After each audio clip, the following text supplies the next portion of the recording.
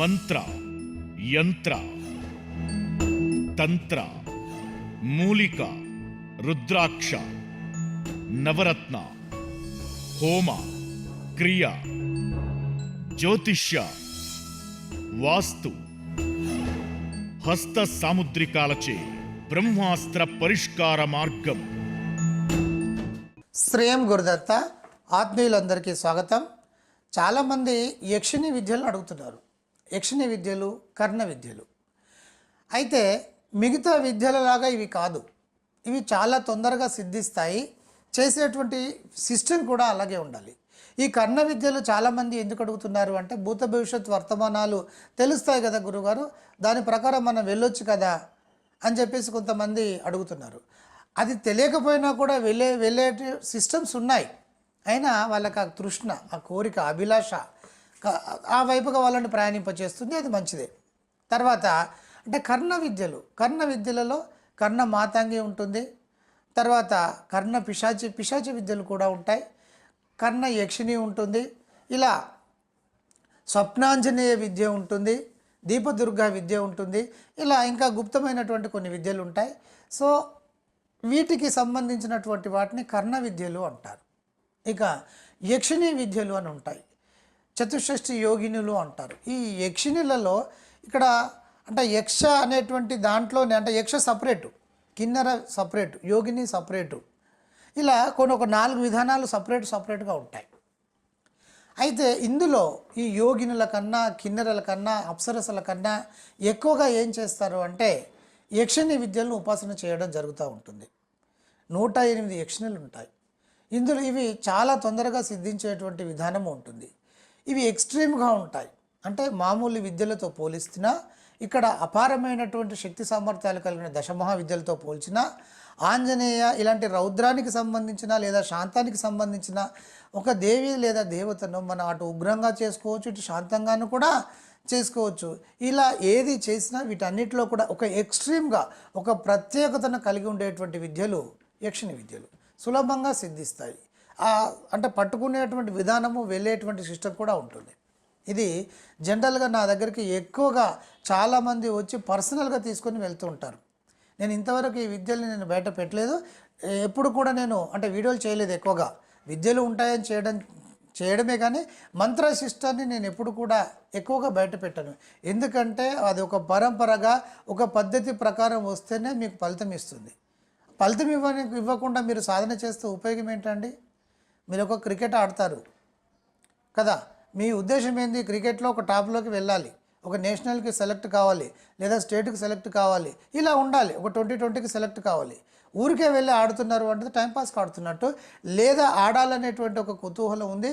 మీరు మీ ఈగోను తృప్తిపరచుకోవడం కోసం కావచ్చు, లేదా మీ సంతృప్తి కోసం నేను క్రికెట్ ఆడుతున్నాను అనేటువంటి ఒక ఫీలింగ్ కోసం మీరు క్రికెట్ ఆడమే తప్ప, సో మేము ఎదగాలని ఉండేటువంటి వాళ్ళు చేసేటువంటి పని సింపుల్గా ఆడుతూ కూర్చోవడం కాదు. అలాగే మేము ఎదగాలి అని అనుకునేటువంటి వాళ్ళు ఈ మంత్రాన్ని పట్టుకొని ఒక సంచలనాలు సృష్టించాలి, ఒక గొప్ప స్థితిని పొందాలి అని అనుకునేటువంటి వాళ్ళు పద్ధతి ప్రకారం మంత్రోపదేశాలు తీసుకోవాలి.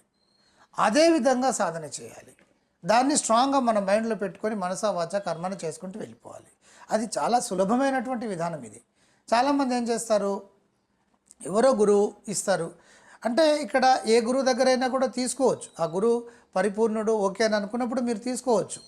కానీ ఆయన ఎవరో తెలియదు నాకు. ఎందుకంటే చాలామంది అంటూ ఉంటారు, గురుగారు నాకు ఆ గురుగారు ఇచ్చారు, ఇప్పుడు ఎక్కడున్నాడో తెలియదు. 1, 2 గురుగారు ఆ గురువు స్పందించట్లేదు. గురుగారు ఇది మంత్రం చేస్తూ ఉంటే మాకు ఎన్నో డౌట్లు వస్తున్నాయి, మేము చేసి విసిగి వేసారిపోయాము. ఆ గురుగారికి ఒక 3-4 మఠాలు సంథింగ్ ఏదో 3-4 చోట్ల తిరుగుతూ ఉంటాడు, దొరకడు. తర్వాత గురుగారు ఈ మంత్రాన్ని ఆ పుస్తకంలో చూసి చేసుకుంటున్నాము. మరి మీకు ఇది అంతా క్రికెట్ ఆడినట్టే ఉంటుంది, సరదాగా ఆడినట్టే ఉంటుంది. దీనివల్ల మీకు ఏం జరుగుతుంది? సమయం వృధా అవుతుంది. మీరు మళ్ళీ దైవం పైన మీకు వ్యతిరేకత వచ్చేటువంటి ప్రమాదం కూడా ఉంది. మీరు సిన్సియర్గా చేయరు, మీకు పద్ధతులు తెలియదు, ఏదో నామకే వాస్త చేసుకుంటారు. నామకే వాస్త చేసినప్పుడు రిజల్ట్ ఎట్లా వస్తుందండి? మీ గుండె పైన మీరు చేయి వేసుకొని ఒకసారి ఆలోచన చేయండి. ఒక నామకే వాస్త ఏదో సరదాగా ఒక బిజినెస్ చేస్తే డెవలప్ అవుతుందా? ఒక బొమ్మలు సరదాగా ఒక బొమ్మ గీస్తే మీకు చాలా బ్రహ్మాండంగా వస్తుందా? జీవితం శక్తివంతంగా వెళ్ళాలి అని అంటే మీరు అనుకున్నది సాధించాలి అని అనుకున్నప్పుడు మీరు సిన్సియారిటీ ఆ పద్ధతులు పెట్టాలి కదా. అవి ఏమన్నా ఉన్నాయా? ఏదో తెలియదు, పద్ధతులు తెలియదు, పాటించేటువంటి సిస్టమ్స్ తెలియదు, ఎలా చేయాలో తెలియదు, ఎలా సంపుటీకరణం చేయాలో తెలియదు, ఎలా సంధించాలో తెలియదు. మేము గంట సేపు చేస్తున్నాం గురుగారు, మేము గంట సేపు చేస్తున్నాం అంటారు. ఏమొచ్చిందిరా బిడ్డ అంటే ఏమి రాలేదు గురుగారు, కష్టాలు వచ్చినాయి తెలుసుకుందామని ఇప్పుడు వచ్చినాడు అంటే అప్పటికో 3-4 సంవత్సరాలు సాధన చేసిన వాళ్ళు ఎక్కువగా వస్తారు. నా దగ్గరికి ఎవరు వస్తారు ఎక్కువగా అంటే అన్నిట్లలో కాస్త డక్కి మక్కిలు తిని కొంత అనుభవం గడించి కొంచెం ఎన్లైట్ అయిన తర్వాత వస్తారు వాళ్ళు. అంటే సాధన చేసి చేసి రిజల్ట్ రాలేదని, పూజలు చేసి చేసి ఏం చేయాలని, ఏదైనా సమస్య వచ్చినప్పుడు అక్కడిక్కడ తిరిగి విసిగి వేసారి అప్పుడు రావడం జరుగుతూ ఉంటుంది. నేను అందుకే సమస్య అంటే ఏమంటారు కదా, చేతులు కాలిన తర్వాత ఆకులు పట్టుకున్నట్టు ఉండకూడదు. మీరు ఆ చందాన ఉండకూడదు. ముందు తెలివితేటలు ఉండేటువంటి వాళ్ళు ముందే పట్టుకోవాలి. కనుక ఏదైనా కూడా ఒక సిస్టమ్ ప్రకారం మీరు వెళ్ళండి. మా సందర్భంలో అసలు మంత్రం అంటే అందుబాటులో ఉండేది కాదు. మంత్రం చేసుకుంటే రిజల్ట్ వస్తుంది, మంత్రమే చేసుకోవాలని చెప్పిన వాళ్ళు లేరు. ఇది నేను స్వయంగా గ్రహించిన తర్వాత అరే ఇంత శక్తి ఇందులో ఉంది, ఎవరికి వాళ్ళు చేస్తే చాలా సులభంగా అన్నీ కూడా తీరుతాయి కదా అని చెప్పేసి మనసులో అనుకున్న తర్వాత నేను మొత్తము వేదం యొక్క సారాంశాన్ని, భగవద్గీతను, ఇక్కడ ఉపనిషత్తులను, ఈ పురాణాలను, వీటన్నిటినీ కూడా ఒక్కసారి నేను మొత్తము అతలాకుతలం చేసేంత విధంగా నేను మొత్తం దాన్ని డాటా అంతా తీసుకున్న తర్వాత అంతటా ఇదే ఉంది, ఇదేంటి ఇప్పుడు వీళ్ళు ఇలా చెప్తున్నారు అని చెప్పేసి మళ్ళీ నేను మంచి గురువుల దగ్గరికి వెళ్ళి అంతా శోధన చేసినప్పుడు గుప్తంగా వాళ్ళు అంటారు నర్మగర్భంగా, ఎస్ మీరు గ్రహించింది వాస్తవమే. అరే ఇంత మంచిదాన్ని మనము స్ప్రెడ్ చేయకుండా మైండ్లో పెట్టుకొని ఉంటే ఎవరికైనా చావు తప్పదు కదా బిడ్డ, నూరేలైనా చావు తప్పదు అంటారు కదా. ఈవెన్ అవతార్ బాబా కూడా ఇప్పుడు ఒక 2000 సంవత్సరాలు బ్రతికాడు కదా, మహా అంటే ఇంకో 2000 సంవత్సరాలు బ్రతకవచ్చు. తర్వాత తనైనా కూడా ఈ అనంత విషయంలో కలవాల్సిందే కదా. విద్యను తీసుకుపోతే ఎలా? 10 మందికి విద్య తెలియాలి. ఆ విద్య తెలియాలంటే ఒక పద్ధతి ప్రకారం రావాలి. ఆ పద్ధతి ప్రకారం కోసమే నేను ఒక సిస్టమ్ని క్రియేషన్ చేసి వచ్చేటువంటి వాళ్ళు నా దగ్గరికి వచ్చేటువంటి వాళ్ళకి ఇస్తున్నాను. లేదంటే నేను తక్కువ దక్షిణకే ఇవ్వడం జరుగుతుంది. ఉదయం నుండి సాయంత్రం వరకు ఒక అద్భుతమైనటువంటి ఒక సబ్జెక్టును, మంత్ర సిస్టాన్ని, రహస్యాలను, ఒక మంత్రోపదేశం ఎంతసేపు పడుతుందండి? చాలా విపులంగా చెప్పాలంటే ఒక 2 గంటలలో మంత్రోపదేశం అయిపోతుంది. ఇప్పుడు 2 గంటలు కాదు, 1 నిమిషంలో కథం చేసేస్తున్నారు.